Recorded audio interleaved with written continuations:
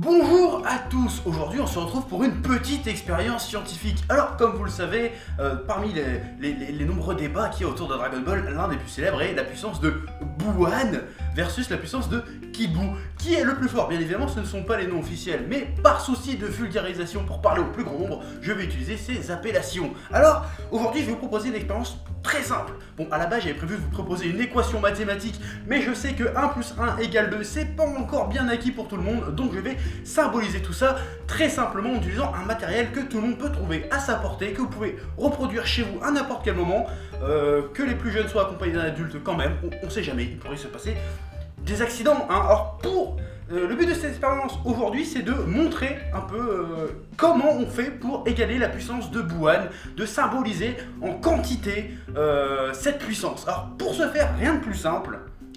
Il suffit de vous munir d'un verre d'eau, un verre doseur ou d'un grand pichet, ça marche aussi. En tout cas, un récipient.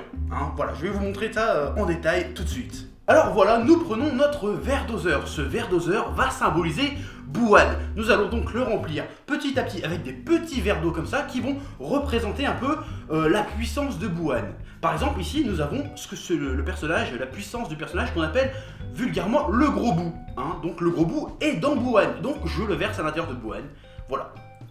Donc, voilà, c'est très simple. Attention de ne pas en mettre partout. On constate tout de suite que la puissance de Buu est à l'intérieur de la puissance de Buuan. Mais ce n'est pas tout. Il y a aussi le Kaioshin du Sud. On l'oublie assez souvent, mais le Kaioshin du Sud est présent aussi dans Buuan. Alors, il y a des débats, est-ce qu'il est dans le gros Buu déjà ou pas, mais je le symbolise ici. Voilà. Donc je le verse aussi dans le Buuan parce qu'il fait partie des personnes absorbées par Buu.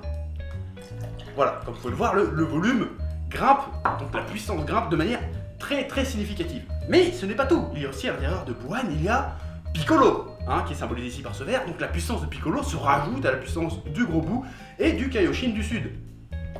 Voilà, donc on a encore un peu plus de puissance. Alors j'espère que je ne vais pas déborder. Et ensuite, bien évidemment, il y a Goten et Trunks.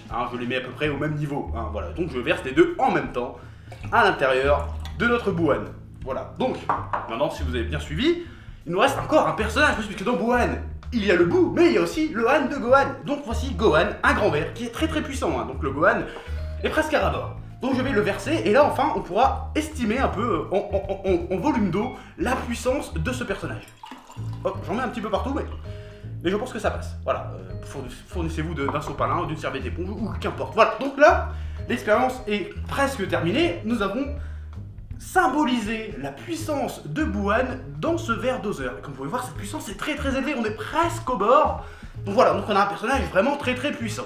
Voilà, comme vous avez pu le constater, nous avons réussi à symboliser la puissance de ce personnage, de ce Buuan, au travers de ce demi-litre d'eau. Mais vous constaterez aussi qu'il a bien fallu 6 verres d'eau différents pour atteindre ce volume. Chaque verre, vous l'aurez bien compris, symbolisant le personnage et la puissance qui a été absorbée par Buuan. Donc maintenant, l'enjeu de cette expérience, la prochaine étape qui va être très très compliquée, qui va demander beaucoup de précision, beaucoup d'abnégation, beaucoup de concentration.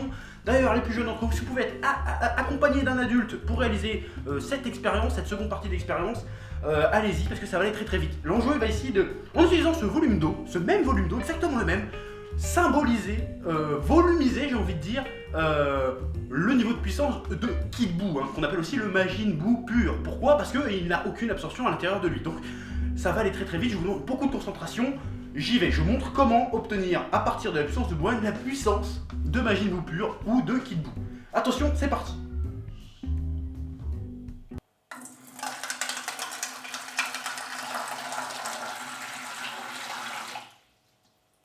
Attention les petites gouttes.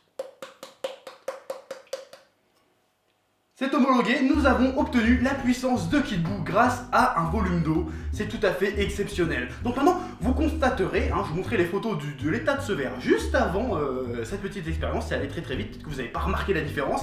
Mais vous pourrez constater par vous-même que le verre de Buuan était beaucoup plus rempli que le verre de Kid Buu. Donc, la question à poser à cette expérience scientifique de haute voltige, qui demande beaucoup de savoir-faire, beaucoup de précision, beaucoup de malice, c'est qu'est-ce que ça nous raconte?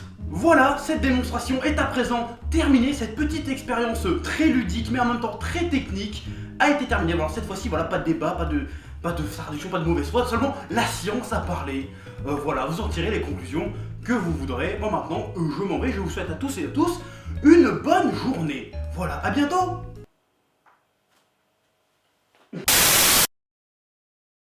Eh oh, tu vas pas te barrer comme ça, hein? Tu vas laisser un pouce bleu? Un petit pouce bleu, hein?